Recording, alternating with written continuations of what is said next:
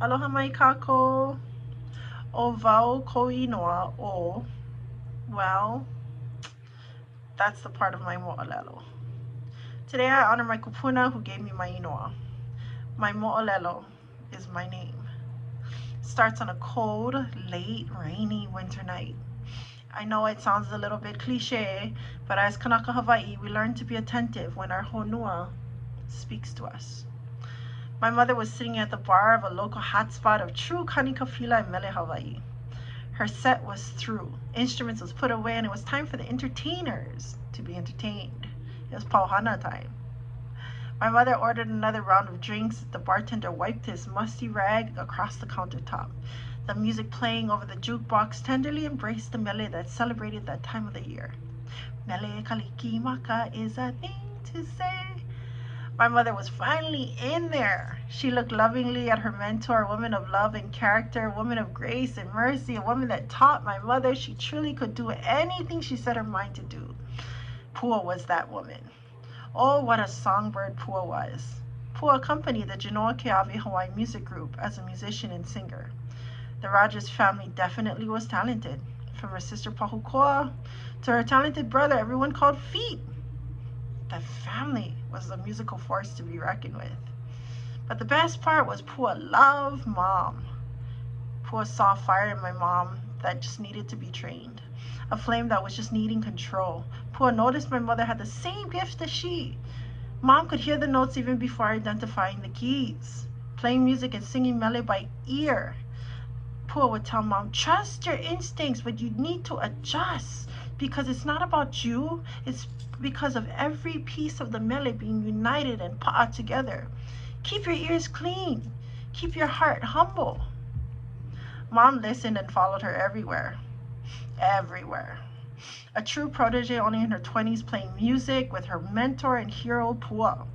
Oh, and don't get me started how Mom flipped when she played alongside Auntie Genoa Keawe. It was a new year, 1980. 1980 was coming. Oh, how my mother was blessed to join Pua on her path with new opportunities to share Mele Hawaii with the world. At the bar top, Mom Christmas caroled and sang with Auntie Pua's, excited from ear to ear. She was ready to follow her anywhere. Mom was going to be her tail. Watch out, Hawaii, here she comes. Sleep in heavenly peace. Boom. Auntie Pua, Auntie Pua, Auntie Pua, please. Auntie Pua, please wake up. Auntie Pua, wake up. Auntie Pua, we just started.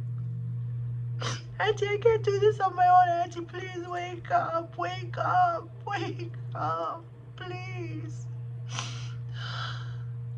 A man walked into the bar that night and out of a petty act of revenge sought out to finish a fight. He cocked back his pistol and pushed through the doors of the bar. He's heard Christmas songs being sung. Shots were fired like a paint splatter. But one random bullet, just one, ricocheted and pierced Pua in her neck. She fell into her protege's arms in cold, cold chill. My mom rocked her mentor back and forth in a puddle of blood, begging for her to wake up. Life was just beginning, had suddenly come to an end.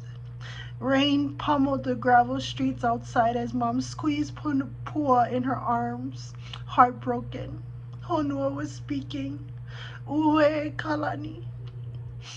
Why do we tell MO'OLELO that end in tragedy? Why do we share about our heartbreaking at the seams? Why do we fight battles that seem like we will never be won?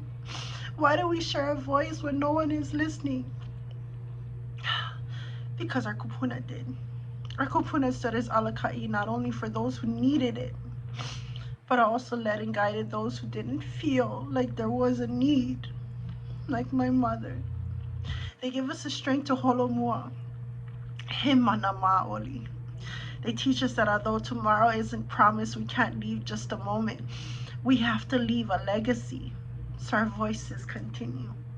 We have to work hard to make a difference. Pua's story changed my mother's story. My mother's changed story helped form my mo'olelo. But the question is, now what? I could have shared any part of Pua's story, but I hope this mo'olelo brings an urgency to never take the blessings we receive for granted, to be attentive when our kupuna speaks, to be grateful when our kupuna allows us to drink from their punawai. Pua was a woman I never met, but I can feel her in my being, pushing me to be a better person, encouraging me to be humbled with grace and compassion for others, to carry a melody of aloha that will transcend time and space. I was born 4 years after Pua transformed into a songbird of heaven. My mother made a decision that night to trust in Keakua that she had her own mo'olelo to tell, to share, and her kupuna would be there to guide her. Pua would be there for her. I was named after someone who sacrificed her mo'olelo to start mine. Aloha mai kākou.